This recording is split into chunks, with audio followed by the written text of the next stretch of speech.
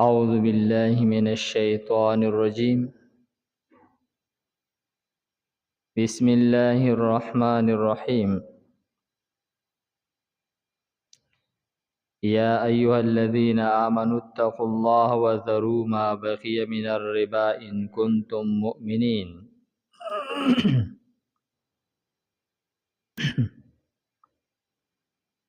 مخی آیت مبارکو کی دا خلق تذکر وکړل شو چې هغوی سود د بی په شانتی حلال ګڼي. نو دغه خلق هغه کافرانو دی آیت مبارکو کی وس خاص طور باندې مومنانو ته خطاب کوي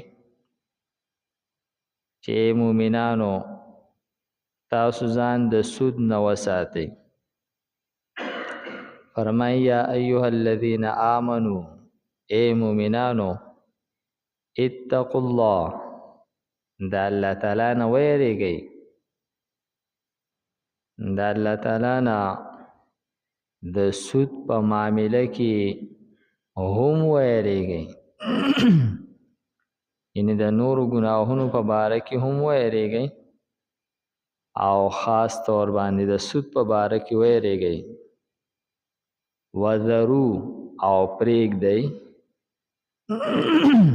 ما هغه مال بقیه چې باقی پاتې شوی دی من الربا د سود نه. مخکې آیت مبارکه کې وفرمایل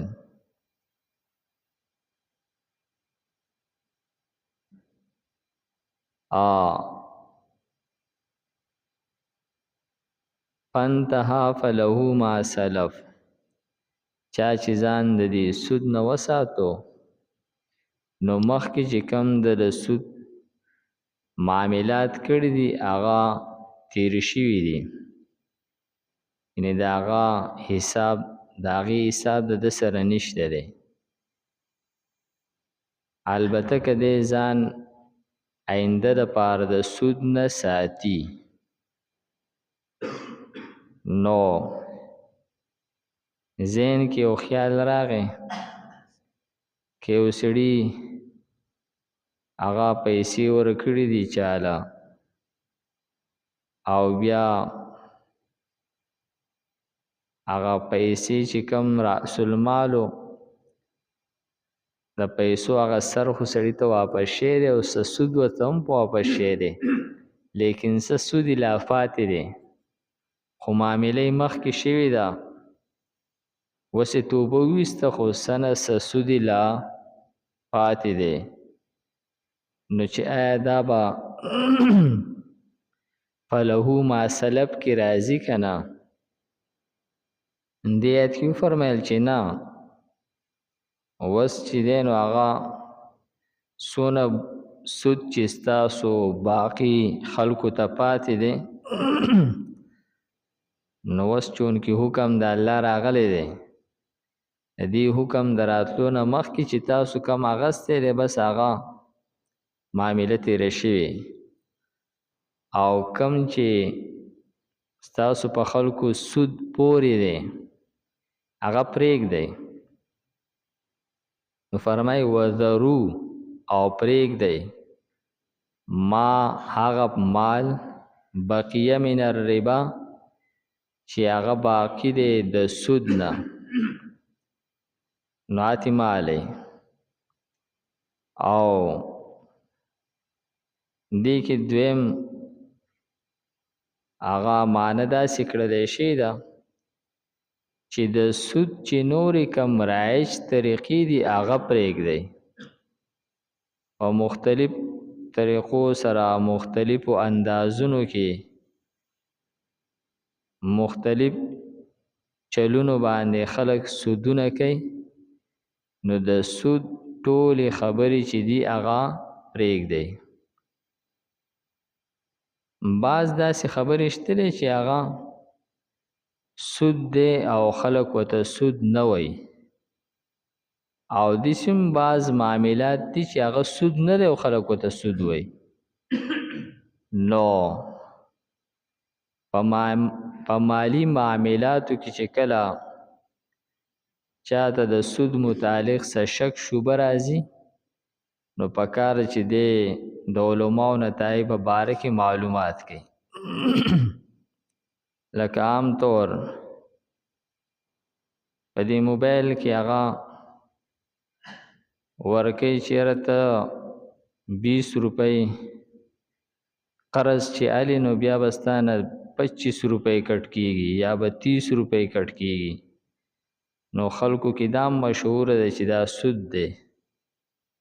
نو په دې کې دای چې سود هغې ته ویلی کېږي چې د مال په بدله کې مال ورکړلی شي، جنس برابري، یو سړي پیسې ورکړي او په بدله کې پیسې غواړي او دا پیسې د هغې نه سیوا غواړي یا سیوا ورکوي نو دا سود دی. او که دی غنم ورکوي اگر چې ډیر ردی غنم دی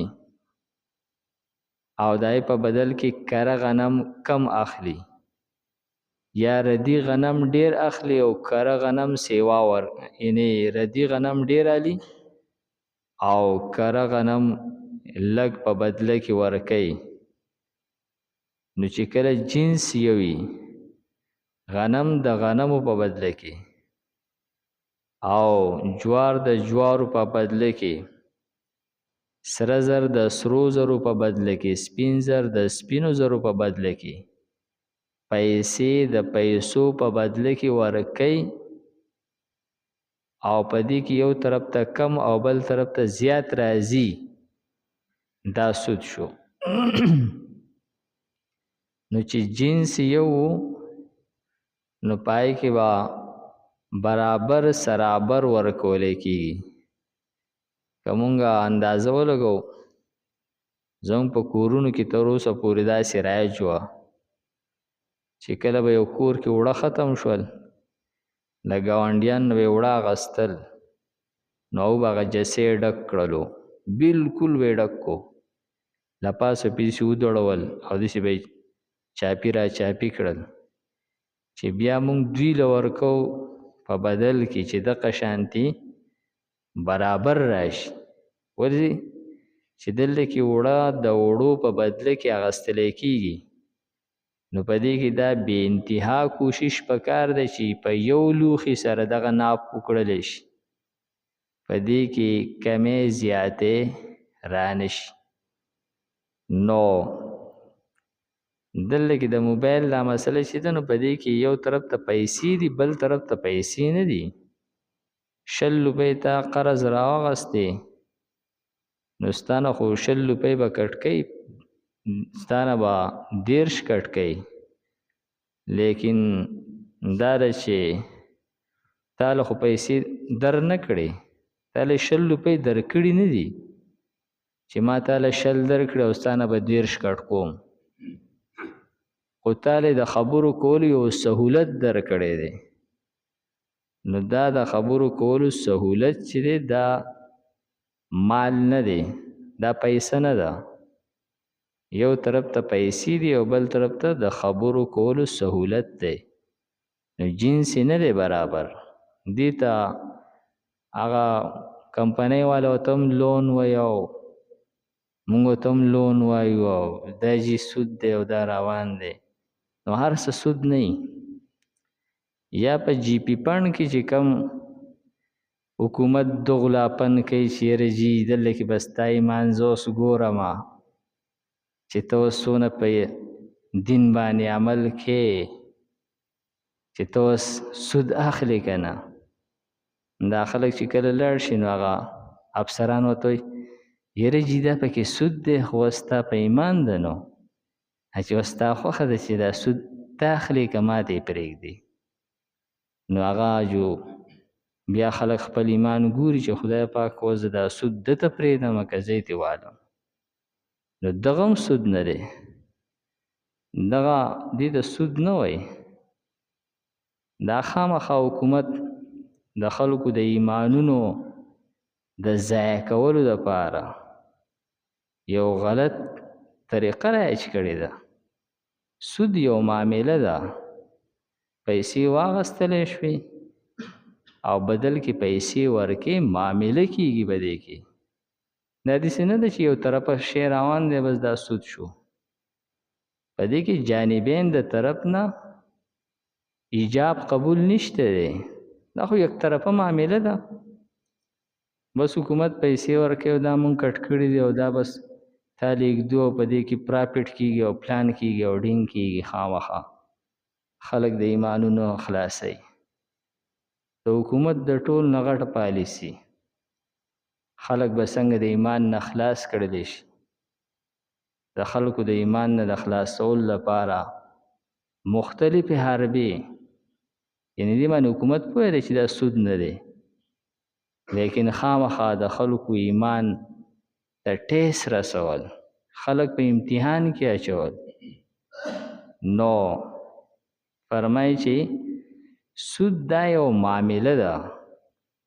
یو سړي پیسې راغستې دي بل لی ورکوي او ورته ووایي چې دونه مې درکړي او دومره به راکې. دا دو طرفه معامله وشوه، دې ته سود وایي.